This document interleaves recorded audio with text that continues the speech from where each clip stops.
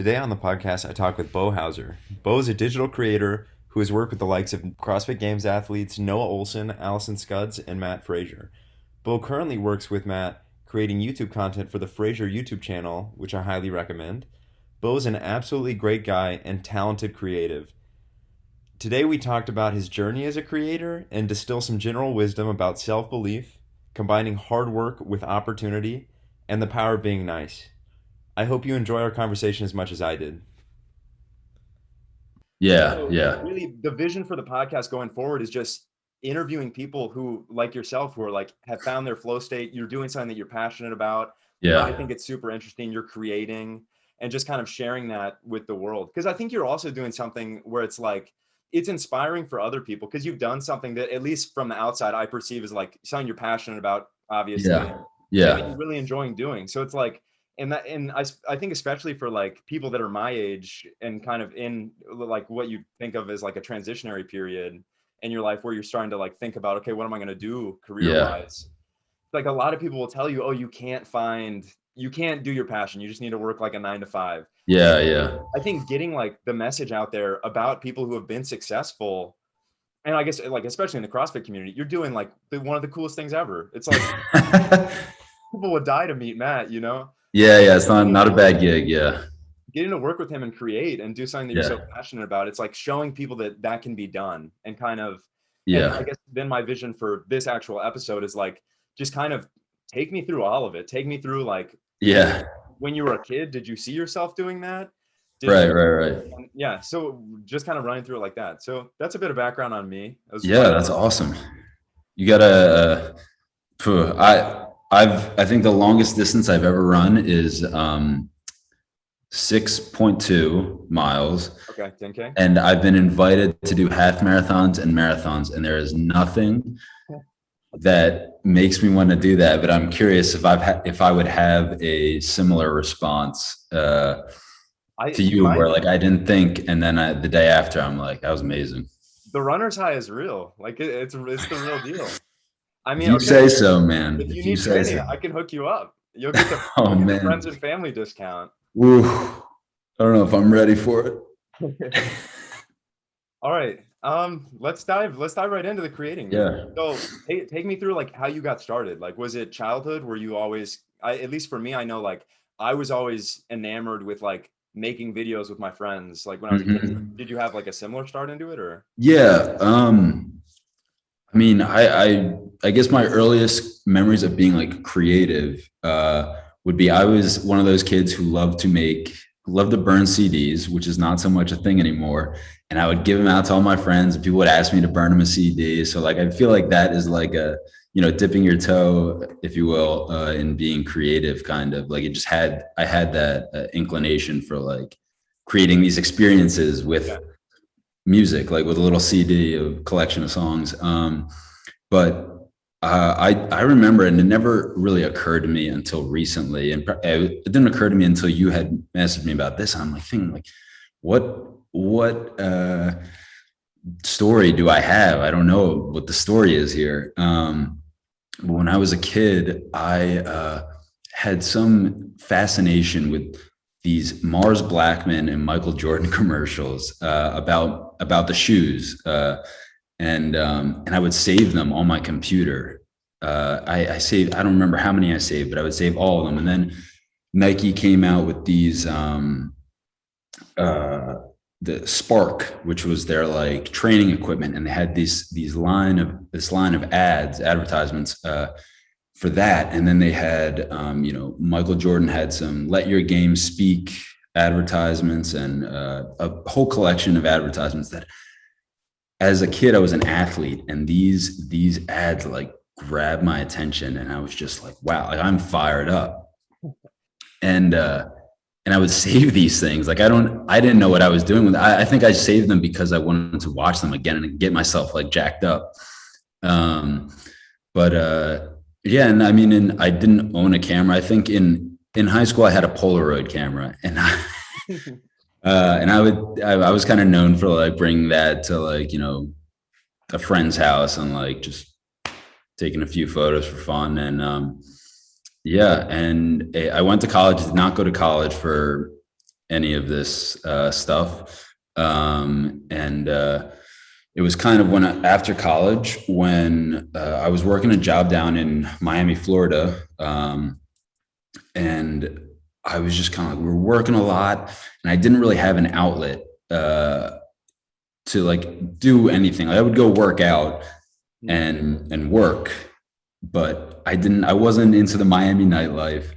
Not really that person. So I was looking for like something. And at the time, my job, I was working with a lot of the photographers and videographers.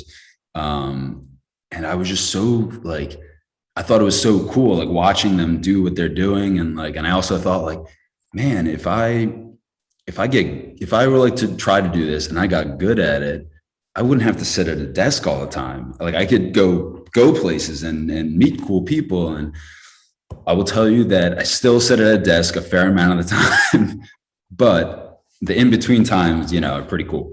More fun. And so, yeah, so that's kind of like where I was like, ooh. Yeah, it's funny to hear you say that because I feel like that's exactly how I feel too. It's like that feels like the classic like creator mindset of like you, because like especially. So what did you go to school for? I think that's kind of. Oh man, I originally went for exercise physiology and entrepreneurship, and just by a very peculiar situation, came out with a degree in economics. I'm not going to go into that story, but yeah. But economics is what I have. So yeah, I just find it so interesting, especially like, so I guess our backgrounds are like fairly similar with respect to like doing something that you wouldn't traditionally think of as like creative. right. And then, and I guess that's probably something that just like, it starts early on, right? Like you were describing some early childhood memories. And like, I feel like the longer you go away from like doing something creative, the bigger that desire is like building. And then, so like, for me, it's like, so you're talking about seeing people in Miami. For me, it's like seeing someone like you. And I'm like, oh my gosh, look at what he's doing. I was like, oh, I got to do something creative. So hopefully this can be part of my creative outlet too. So I think that's where we'll start. So I guess then, so you're working a job. What did you feel like was the first leap where you're like, okay, I'm actually going to start dedicating myself to like getting good at this? I mean, yeah, I remember. So I was living with my buddy at the time down in Miami, and we worked. He was my boss at the time. So we would wake up early because it was like the only time we could go work out. If it wasn't like 5 a.m., it was like 9 o'clock at night. So we would get up early to go work out. And then some days after I had kind of been like, you know what, I'm going to go buy a camera. So I went and bought a Sony a6000, which I can't remember if it was like $600 at the time or something. Maybe it was more. I can't remember. But, on days when like just body was not feeling good at 5 a.m., I would drive to this little area in Miami called Key Biscayne. And I would go take photos of the sunrise. And then I'd go back and I'd take photos of the same sunrise. And I didn't know what I was doing. I would take the same photo like every time. It was the same situation. But every time I would do it, I would realize like, oh, if I set the camera like this, it does this and it makes the picture look like this. I still had no idea what shutter speed was or like, you know, aperture and how they affected the image. All I knew was like, oh, I can see it clearly now. Like that's like, I didn't really know what was happening with the image. Anyway, I would do that. And then I went to Peak 360 in Miami, which was a great gym. And Noah Ohlsen, a tremendous CrossFit athlete and a good buddy of mine, went, and I just, you know, he knew that I was like starting to take photos, and he let me take some photos, and that kind of like got me more progressing. And I look back at those photos and I'm just like, woof. But yeah, and honestly, it wasn't for like a long while after that it was still like I was doing it as a hobby and figuring things out, and you know, just working like my actual job, and then like when I had free time, you know, taking photos. and super grateful that people were, I mean, I guess people like their photo being taken, but just super grateful that people would let me do that, like Noah. And yeah, man, I can't remember when it was like, there was like a tipping point. For the longest time, I would just call myself a guy with a camera. They're like, "Oh, you're a photographer." And I was like, no. Let's reel it in. I just own a camera and I take photos from time to time. But yeah, so I was just wondering, so I guess two questions kind of early on is like, is there a distinct moment where you kind of felt like you got a big break, or is it like, what was a failure that maybe even that you had early on that you were like, this set me back that I could. Okay. Yeah, so honestly, there was not a moment like that until I want to say like 3 years later, and only like 3 years later from that period, because up until that point, it was still just like a hobby that I was doing for fun. I started to get some like paid gigs, Yeah. but I still had, they didn't know, but I had no idea what I was doing. Like the fact that I was taking pictures of Noah and some other like, games level athletes, I think caught people's attention, but they weren't really great photos. And so still doing it as a hobby, but I wanted to make it a career. And I was just like, it's not happening. Like I'm not making what I want to make. I'm not making it at the level I want to make. And I was very close to making like dropping it all and making a drastic change in my life.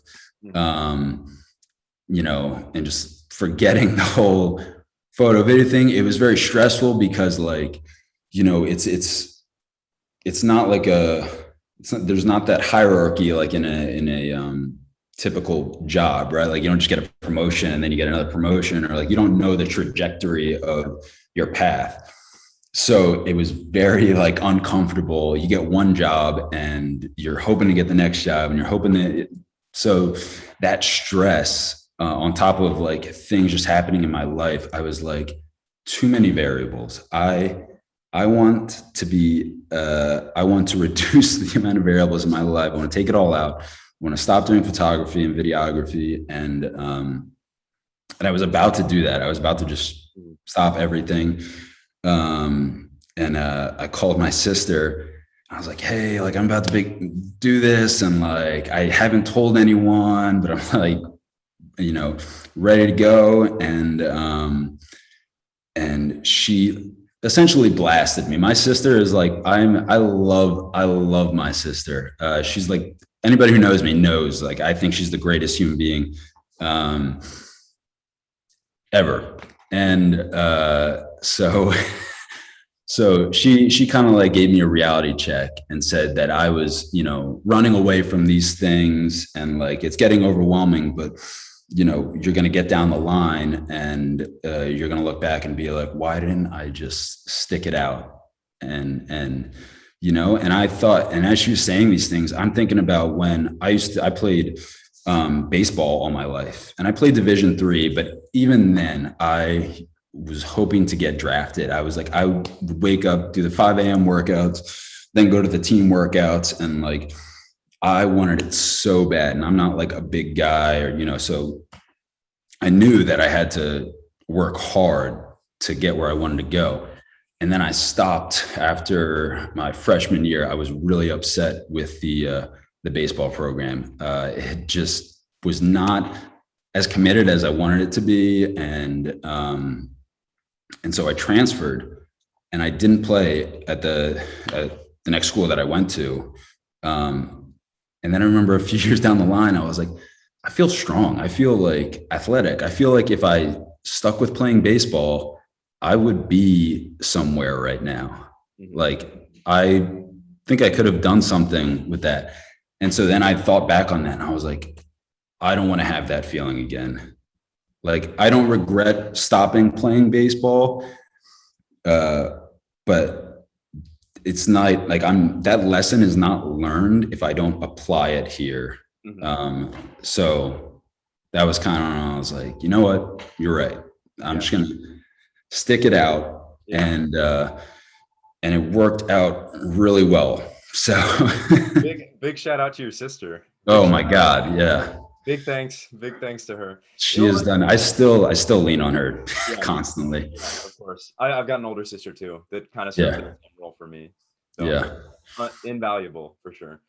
I think it's interesting because I think that story, so the story that you just told is like so indicative of what I knew to be true when I reached out to you, which is that you did have like a really powerful story. Because it's like even in that just little framing that you had, it's like, okay, you had this constellation of things that worked hmm together and it kind of culminated almost in that one moment. But because you had that past experience, you made what I would say is like the right decision. You stuck with it. right, So it's like, yeah, I guess something to probe would be, I think I think a lot of people that end up like being successful in like these type of like creative spaces is like kind of have somewhat of like an unrelenting like confidence in themselves. So like even in that moment where you were like, okay, too many variables, some like one of the hats needs to drop, something's got to yeah. give. Did you still like even if it's smallest amount, you're like, I think I can do this. I think this can be the thing. Yeah, I mean, yeah, definitely. I like in my mind's eye, like when I look at things or when I think about these ideas that I have, I'm like, that's a great idea. Like that would look so good. And like, that's so powerful, whatever it is. Like I get really hyped on my own ideas sometimes. And I was like, if I can just execute that, if I can show that I can execute that and these things, and like, it'll happen. All these things that I want to happen will happen. So yeah, there's like, you know, I had a huge confidence that like I had this thing and I could do it. And I was just going through a really rough patch with it and with life things that like were kind of like almost fogging up those glasses to see that I could do that thing. So yeah, it was I don't know, it was just grateful my sister was there to Yeah. clear it up for me. Yeah. So going from kind of that pivotal moment, how do you go from there to like when you start getting noticed? What do you feel like the things were? Because you mentioned early on, it's like, okay, Yeah. you had contacts. It's like you were shooting for Yeah. Noah, so it's like you Yeah. have a big name that you can like tag. So did you feel like it was just getting more exposure of like continuing to have people like that you could tag, or was it a combination of like your quality of Yeah. product improved as well as having that and those kind of intersected?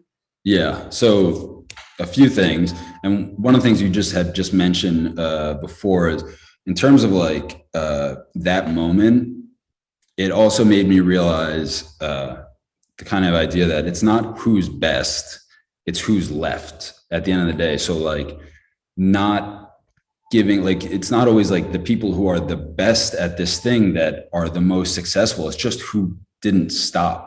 You know, someone who might be much better at videography or photography than me didn't get the opportunity because they hit a rough patch and then they stopped doing it or whatever it may be. So, but in terms of at that point, I personally felt like it was like the quality wasn't there. My friend Joseph would tell me that like, you know, your taste is up here and your ability, either whether it's your equipment or your just ability to execute, your understanding of the programs you're using or the, you know, the camera you're using is down here. And this disparity is like a crushing gap that you're just like, no, like I want to make this thing. Why does it look like this? And so it was really about quality for me, because one of my concerns at the time, and still is like now, is that I would get so caught up in trying to get gig after gig after gig that I would never progress my skills because I'd be so busy chasing the next opportunity and just trying to make enough money and just, yeah, basically that was the main thing, and making enough money to sustain myself. Yeah, so I kind of like kept having a full-time job and or multiple part-times, and trying to up my quality so that I, you know, felt more confident in my work. I didn't like the idea that like if I take a picture of Noah, or now if I take a picture of Matt and I post it, it'll get a ton of likes. But I don't really, I mean, if you look at my social media, I haven't posted in about a year, I think. Yeah, that's great. I did look. Yeah. That is correct. So, and for various reasons, but one of the main ones is that like, so I could post a picture of Matt and get a ton of likes, but like, is it a good photo? Is it dynamic? Is it interesting? Or is it just a picture of Matt? Yeah. And I didn't want to get attached to that, chasing a like or something like that, because it could make you, and I've seen it make people complacent. They'll just post a picture of a big name or something like that, but it's just like an uninteresting photo of an interesting person. Yeah. And so I didn't want to fall into that trap. So I really wanted to develop my skills, and whether that's with my camera or storytelling. How do I tell a good story? With the equipment I have and that kind of thing. That was like a huge, I want to say, like, I dedicated a lot of time to figuring that stuff out. So yeah. And I guess what did that take for you, perspective, like shift wise? Is like, because you were talking about kind of like getting in the habit of just going gig to gig because you were feeling like the pressure to make it. So did you just had to switch that and dedicate more to work? Yeah. I mean, I would go through like ebbs and flows of like these moments where I'm like, it's finally happening. I'm finally getting traction. I'm getting these gigs. And then, a month later, it's like, I got nothing going on. And like, I need to get a second job, or I need to get like a part-time job to make sure I'm still making enough income to, pay for all these things and all the bills. And it would ebb and flow like that, for a good period, where it'd just be like, okay, a lot of gigs happening this month. And I would apply to jobs. I would get hired at like, or I'd get a part-time job at a restaurant. And then the day later, I would get a call about like, hey, we're this weekend, or, whatever the date is, like, we'd love for you to come shoot this. And I just would like quit the job that I just got hired for, because and that happened like more times than I can count, because I remember I got hired by a restaurant and I got a gig. And I was like, oh, sorry guys, like another opportunity came up. I can't commit to this position. A few weeks go by, I do the photography gig. And then I'm like, shoot, I don't have anything after this. And then I went to the restaurant across the street from the restaurant that I got the job and left. And I interviewed there and I got the job. And then like a week later, I was like, guys, I can't come in. I got an opportunity that I can't really pass up. And I did that so much, kind of in pursuit of like, developing these skills. I didn't want to waste an opportunity, because I didn't have a lot of chances outside of these actual gigs to develop my skills, other than taking like the same photo over and over again. I didn't like, I guess my gym, I would go to my gym and shoot videos for them. But a lot of the developing of those skills was happening like as I was on the job doing it. And I was like, it was chaos in my brain in those. I was like so stressed, but I don't know if that answered the question exactly, but so like early on, I guess it's kind of interesting. It's like, so when you're talking about gigs, was this more people reaching out to you, or was it like you trying to like cold call and like? It was really just, by word of mouth, friends just being supportive, and just other like friends of friends of friends who knew that I did this. Yeah. So it was a lot of that. So then from word of mouth, do you think the connections kind of, well, so I guess let's go back to like, you're a CrossFit athlete, right? I wouldn't say I'm a CrossFit athlete. I do CrossFit. You do CrossFit. Okay. Yeah. I guess that would be the boat I'm into then. Yeah. So being in that, so that's kind of how you initially got into that space, I guess. Too. It's just like, yeah.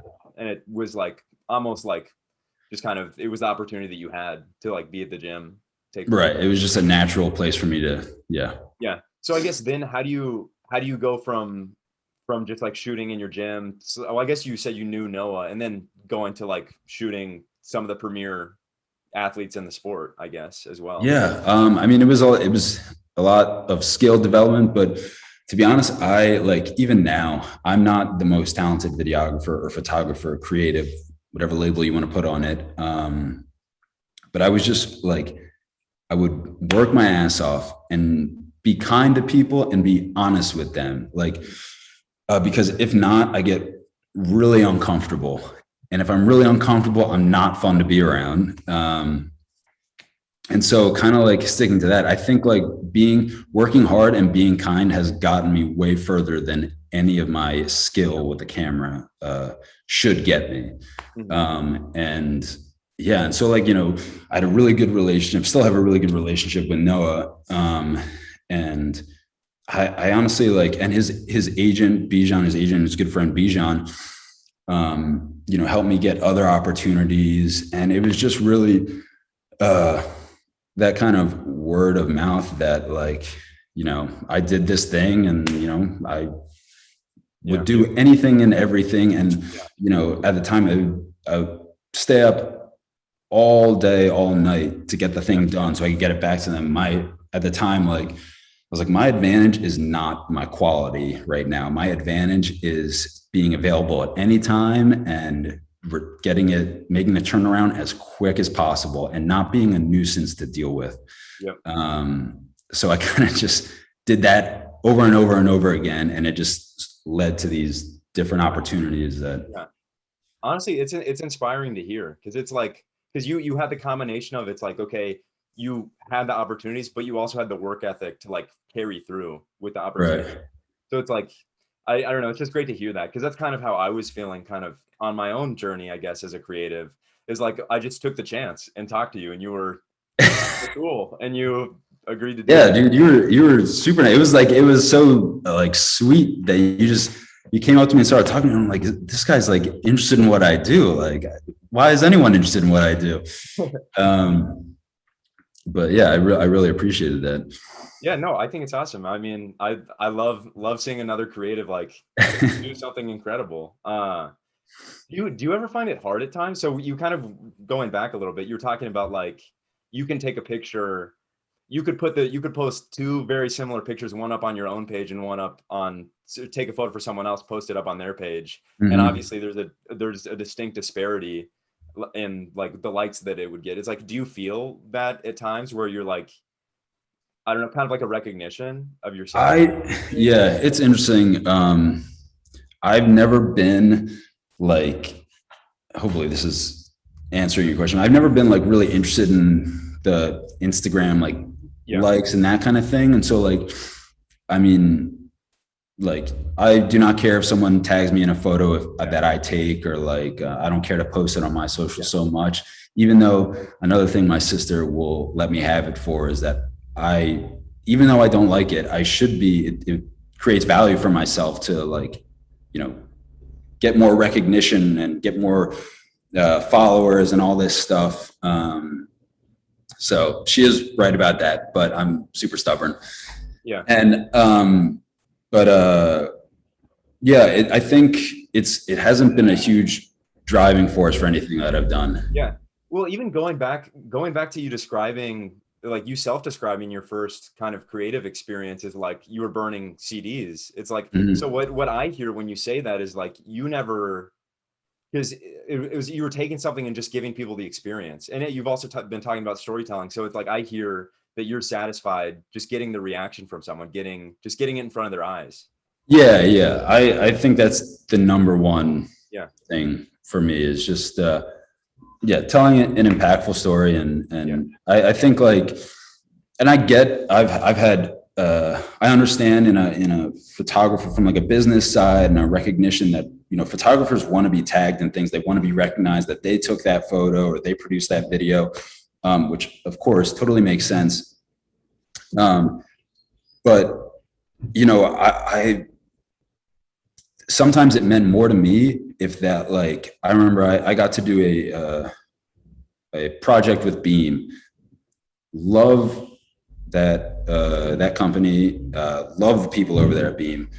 they gave me so much creative freedom to execute these ideas, and just worked with me so much, as awesome. But I had never any interest in, they would post, like, they would share the videos. I didn't have any interest in being tagged, but I was like, if someone sees that and they're so like intrigued by it, or they like it so much that then they ask who made that, that would mean way more to me than 1,000 likes or however many likes a video gets. So yeah, so if that happened, that was super cool. But yeah, I think that's a phenomenal perspective too, because then it's like you're kind of filtering out people who are recognizing you for your work, instead of right, whatever your subject matter was. yeah, Kind of getting people to come to you that want your skill set. yeah. I kind of piggyback off of that. Let me try and retrace my thought there. I was always very like most people, I feel like, are like, you're your biggest critic. Like, you're very critical of yourself. You're critical of your work, unless you, have Kanye level attitude. And I love Kanye, besides the point. But very critical. So I was never interested in, I wasn't too interested in other people's feedback, not because I didn't like care for it so much or think it wasn't valid. It was just like the only person, like, I wanted to be proud of what I was making. Yeah. If I wasn't proud of it, it didn't matter if you thought this shot was cool or that shot was cool, or I just wanted to be proud of it. And then I would be okay with it. Mm-hmm. And so like, that was a big like factor for me when I was creating and like sharing things. Like, I just wanted to be proud of it. Yeah. Is that with opportunities that you get offered, is that a big deal for you? Is the creative freedom that you'll be able to have?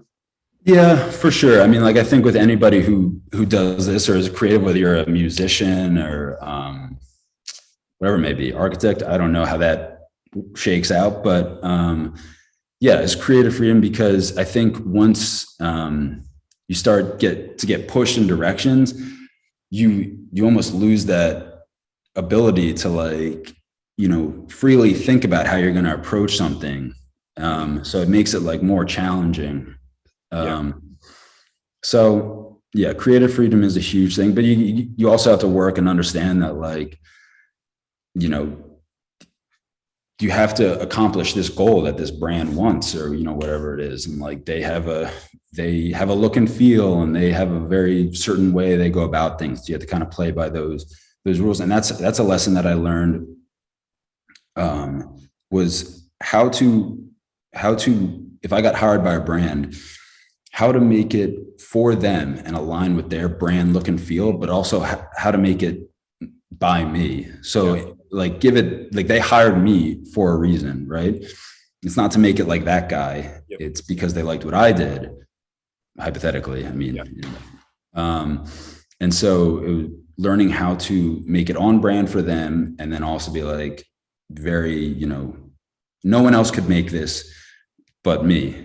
And that was another thing, not to go back to this, but another thing with not being tagged or not really caring for that outward credit of something, is that if I make something and a brand sees it and they're like, "Ooh, we want something like that. Hey, person, photographer, videographer over there, can you make us a video like this?" Like, if they don't know that I made it and they're just going to ask some videographer, if they can execute it, then good on them. Like, it doesn't matter that, like, I made the video that inspired them. If they can execute it, then good. They just got the opportunity to execute it. If they can't execute it, then they'll come looking for the next person who can execute it. And maybe that's me. But yeah, kind of like just letting things happen. Like, I don't know if that, where that leads to, but yeah, that was phenomenal. I guess when you start to think this will be kind of a different avenue. Yeah. How long do you think it took for you to really feel like you were developing it, like a unique style that, like, kind of brands were responding to? Um, Is it just a slow build where you it just, was honestly shortly after that kind of conversation with my sister, I actually got an opportunity to work with Matt. This is the first opportunity I had to work with Matt and Beam on a documentary we did on Matt as part of their Pursuit for Better campaign. We got to tell Matt's got an incredible story that I don't think a lot of people know about sobriety. And it was honestly in this like period that I realized what I really wanted to do, and it was this kind of storytelling. Because like you've recognized, like everybody has a story, even if you're just seemingly regular person. Like there's a journey there that you're going through, and even though you're faced with it every day and it seems normal, it's very different to other people. So it's interesting.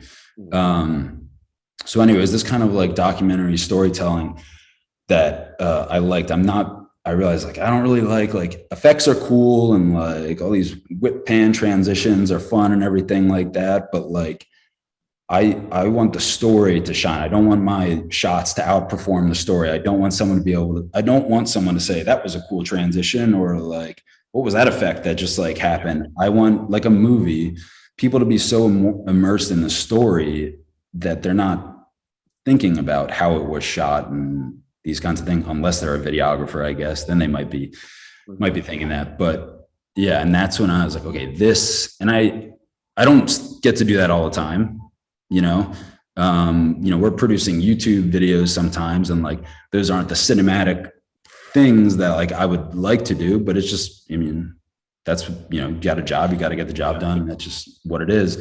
But yeah, that was like that project. And then Beam, I continued to work with them, and we continued this campaign, their Pursuit for Better campaign. And it allowed me to keep shooting things in this style. And I was like, I really like this. Yeah. And so that's kind of like where I want to keep going with it. Yeah, that makes a ton of sense. And it makes sense why like YouTube is a good platform for what you're trying to like accomplish. Because when we're talking about like effects and transitions, it's like I think about like that kind of has become more and more saturated on Instagram, kind of in the food space, with like using kind of crazy transitions. And then it's like, but I don't think about that twice, Yeah. I see a 30-second clip and it's like, okay, it has cool like motion stabilization. There's a crazy masking effect. Yeah. But then it's done. And I was like, okay, that was cool. I'm kind of hyped up now, but it's like, how is that going to change the rest of my day? Probably not. I definitely lean towards more like just simple storytelling, like what's happening, where is it happening, who's doing it, like that kind of like without the and I think for like the connection, just like the personal connection, that it does so much more. Like on YouTube, it gives you, and it's just interesting to think about changing like content for platform. So it's like, I guess as an example, it's like my girlfriend was a triathlete for the longest time, and then we started watching basically YouTube, CrossFit YouTube. So like your videos that you produce with Matt, kind of like the Buttery Bro space. And it's like, she's like, I want to start CrossFit now. It's like, I see what these athletes are doing, and I see like kind of the story behind it and like how they're accomplishing this. And it's like, I want to be part of this space. Yeah. So the Buttery Bros, man, they workhorses. They certainly are. Are you going to do a full Ironman too? Heber just did one. Oh, no way. No, I'll leave that for those guys. Just come on down. Come back to Minneapolis. I'll take you through a full Ironman. No way. I'll cheer you on now. I'll be right there handing out water cups to you. Ironman Wisconsin. I'll be there in September. Oof. So I guess going from kind of that transition or that period working with Beam, how did the relationship with Matt to be doing what you're doing on YouTube, how did that start? How did that come about? Yeah, so that initial project with Beam, like Matt and I just had a really good time. It was a weekend that we were there, and we were there 24/7. And to be honest, this was when Matt was going into his fourth consecutive CrossFit Games win. I think it was his fourth. Yeah.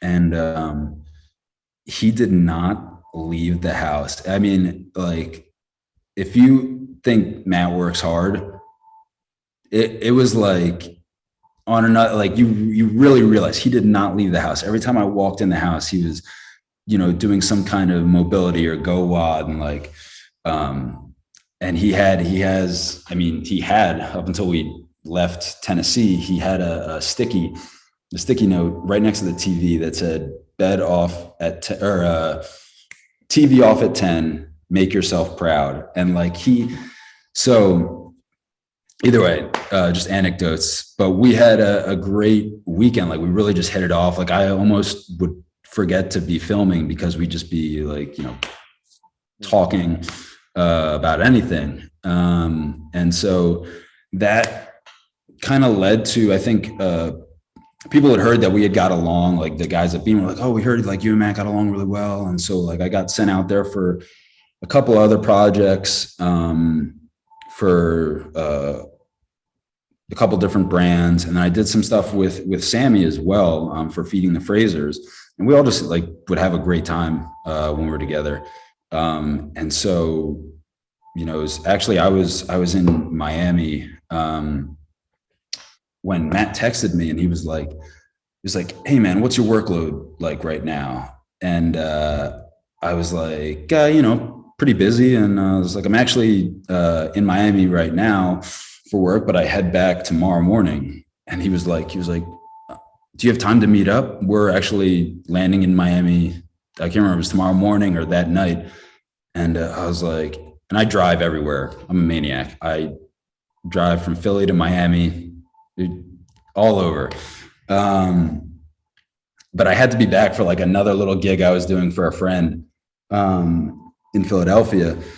And he's like, do you have time to meet up? And I had no idea for what, if it was like just to kick it and grab a coffee, or if like he had some event going on and he wanted me to be able to capture some photos for him. And I was like, I guess I can delay it a little bit. And so he's like, all right, we'll meet here at like 10 a.m. It'll be quick. And so this is when a few weeks, I think, before he retired, he was like, hey, this is what's happening. And we want you, Sammy, we want you to be, the guy to execute all of this with us. And I was like, hell yeah. So I was like, I have, obligations right now. So, but once I get those taken care of and kind of terminate those obligations, I'm ready to go. It was a pretty interesting period between that meeting and Matt retiring, in that I couldn't say what was going on and why I wasn't going to be able. I would leave it vague with everybody. And just like, oh, cool. I can't wait to hear more about this opportunity. I was like, yeah, I can't wait to share more. But yeah, and it caught me off guard. I was not, expecting that call. I didn't even know Matt was retiring.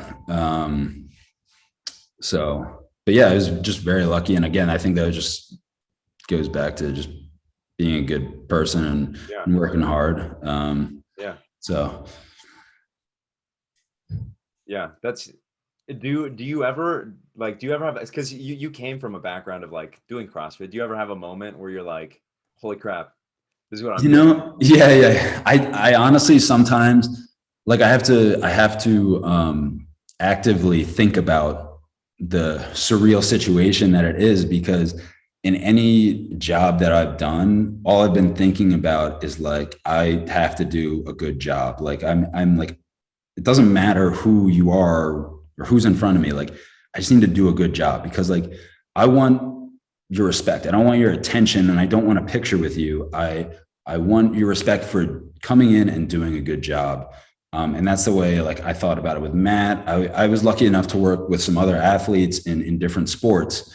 And that was all I was thinking. I was like, if I can, the only way I thought about it and who they were, I was like, if I can do a good job here and get their respect, then like other people who are on their level of success and, who work hard are going to see that I work hard, and they're going to respect that, and they're going to want to work with me.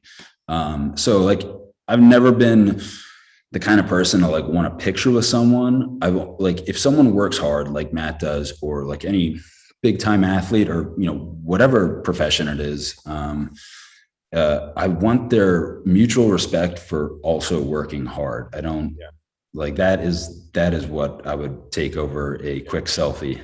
So Yeah. Well, I understand why you and Matt get along. That sounds like the same mindset. yeah. Different goals, same Definitely mindset. similar values. Yeah. Yeah. So what's your like schedule like working with Matt? Is it full time, or did you move up there to work with him? Yeah. So that was one of the things. He's like, yeah, you can move to Vermont, right? And I was like, hey, yeah, I've moved all over, a fair amount. So, totally cool with moving. But yeah, so, our schedule, like, man, they do a lot of stuff. And like, you know, Sammy's got her business, Matt's got Podium and his training program, and both their socials and just their presence as individuals, that they want to show up for people. You know, they want to, I think both of them have played, you know, their cards so close to the chest for so long that now they're like, okay, we can share these things and show that, you know, Matt's a human, and like, this is what Sammy would cook, and this is what we're doing. So we're really trying to get that out to people. Yeah. And then Matt's, you know, they're doing all these events. Like, you know, we just got back from Granite Games, and then, we've got West Coast Classic we're leaving for tomorrow. And like, you know, Matt goes down to Miami occasionally because we're working with Hybrid on his training program, and they're producing all the content, or they're, you know, doing a lot of the content. And so just trying to let people in on that. And then there's a combination of things we're doing here at home, you know, with feeding the Frasers. And it's really like, there's never a dull moment. There's so much to do, so much going on. There's always something. Like, we'll have the week planned out, and then like this thing will come up, and it'll just like add chaos to the schedule. But it's, I mean, you just got to be grateful for all the cool stuff, the cool situations that you find yourself in. Yeah, absolutely.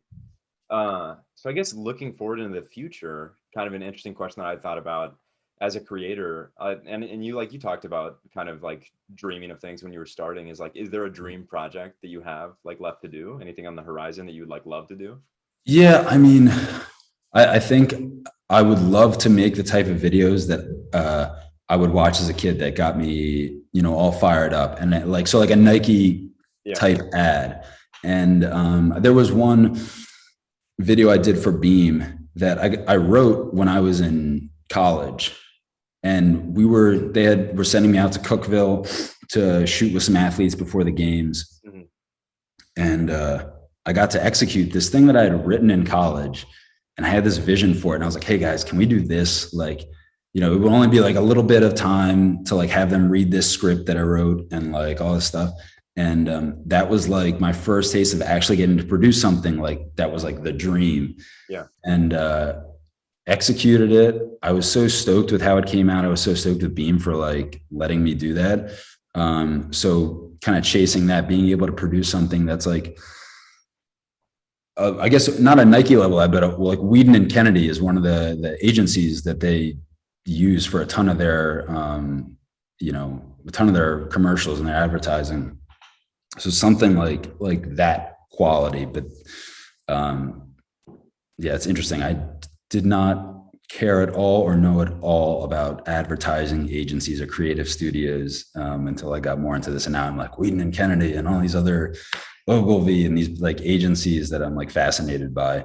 But yeah, I think in short, those very inspiring, like Nike-esque ads that just inspire people to do something. Yeah, that's awesome. Yeah. I mean, it's all about the storytelling. I get a little long-winded sometimes. I'm like my dad. No, that's awesome. This is supposed to be long form. This is the long form. I'm a talker too. That's why I started this, you know? Yeah, there you go. Yeah. It's an outlet. Yeah. So I guess maybe to round out with just some like kind of like general questions, like takeaways for people that would listen to it, and then we'll move on to like some lightning questions. Yeah. What tips do you have for people that want to get started like down a creative path?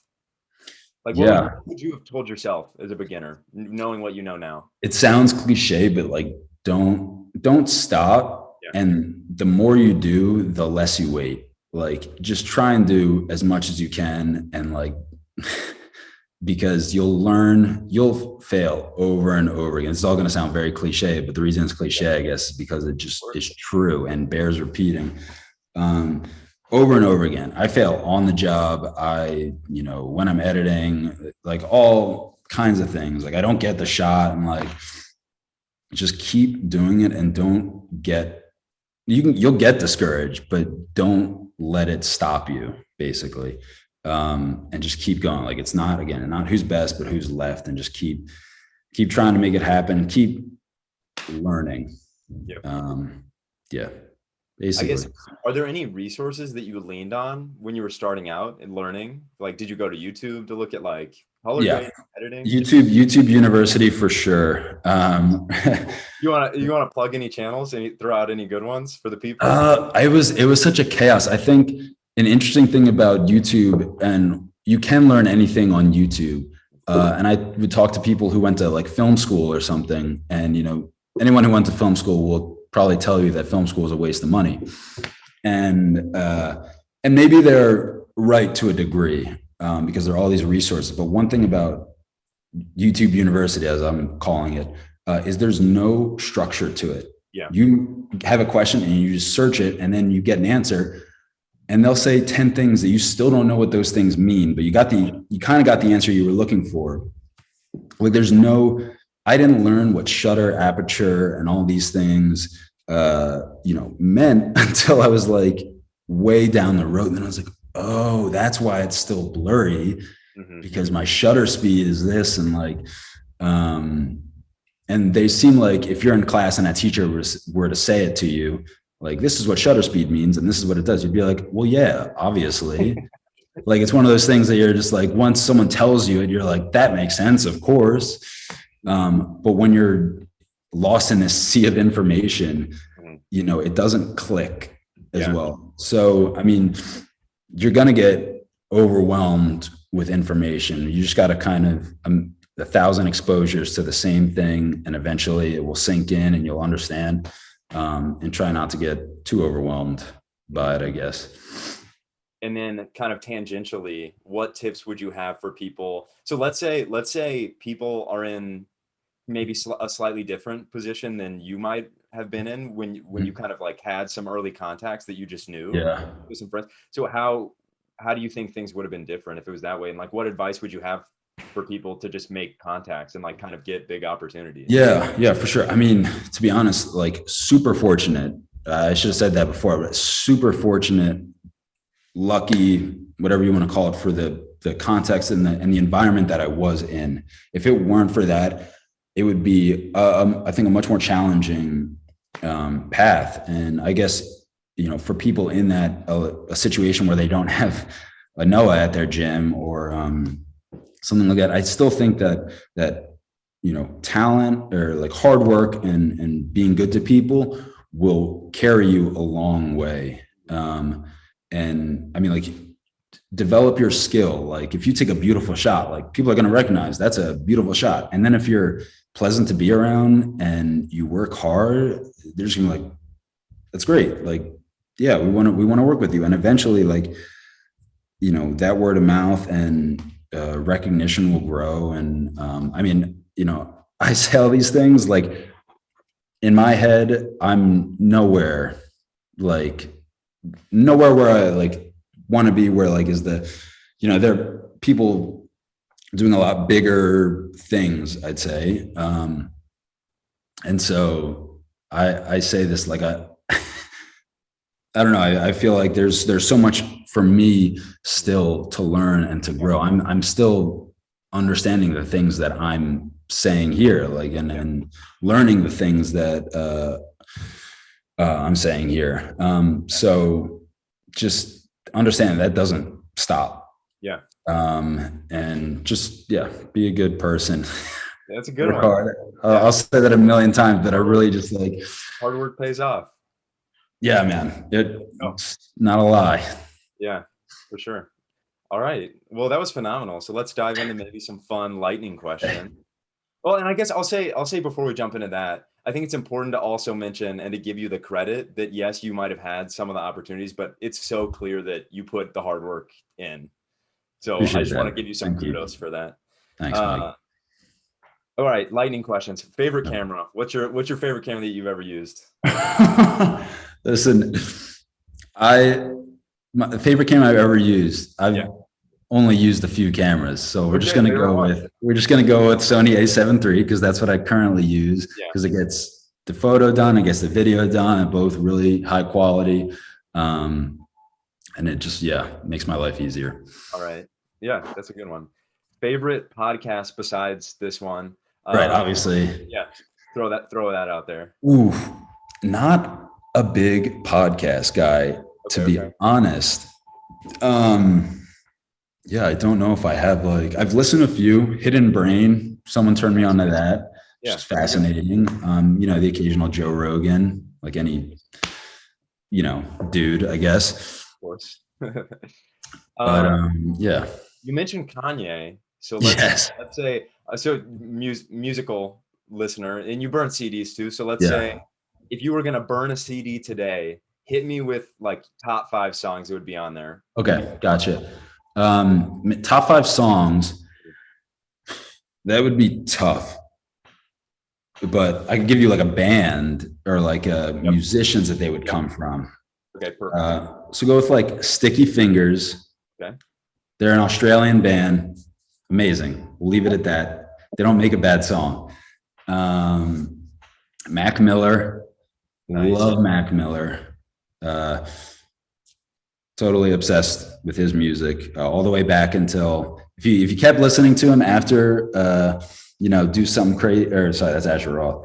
After Knock Knock and things like that, he really progressed a lot. So Mac Miller, but also Asher Roth, he's good too. Who else? Ooh, that's tough. So just the confidence of Kanye, not his music. Oh no, I mean like definitely like but I wouldn't put him right now. I wouldn't put it rotation on the top 5 right now. Yeah, maybe a few years ago. Not that I think everything he does is amazing and trailblazing, and love his ego, love his confidence. But let's see. I'll throw one out there for you. If you like Kanye and you like his confidence, I would say Russ. Russ might be the most confident person. You know what? Do you know his background by chance? I don't know his full background. So his background is that he's the first hip hop artist of all time to mix, master, produce, rap, and sing on his own platinum album. Only album for him to have like no features and to do all of it. So go platinum in hip hop doing that. So here's my issue not with Russ, I guess, but with that idea is like, I don't know Russ. I'm sure he's a pleasant person to be around. Is that I think about an artist like J. Cole, who now can produces his own music. He produced music for, Mac Miller and other artists. Is when he was younger, did he have the time and money to invest in producing his own music? Like he didn't grow up in a situation that might have been as good as some others. So he wasn't able to, all he could do was rap. He couldn't afford an MPC or all these things, or the time he had to work a job maybe, or whatever it was. I don't know J. Cole's background, but just as an example, was he able to invest in learning those skills as much as Russ was? Because now he is, and now he's making music for other people. So like, that's the kind of thing, like, I think I'm like, dude, Russ is super talented. Yeah. To be able to be so good at all those different areas of music. Yeah. Well, so the reason I mention him is because I think you would really like his mentality. So also he started out in his parents' basement, and him and a friend bought like some equipment for like $2,000, and that was it. And he was like working a part-time job, dropped out of college. But the thing that really resonated that he says a lot of that you said was like, just keep going. He's like, I wasn't like, I had a ton of friends who were better singers, better rappers. I just didn't stop. Yeah.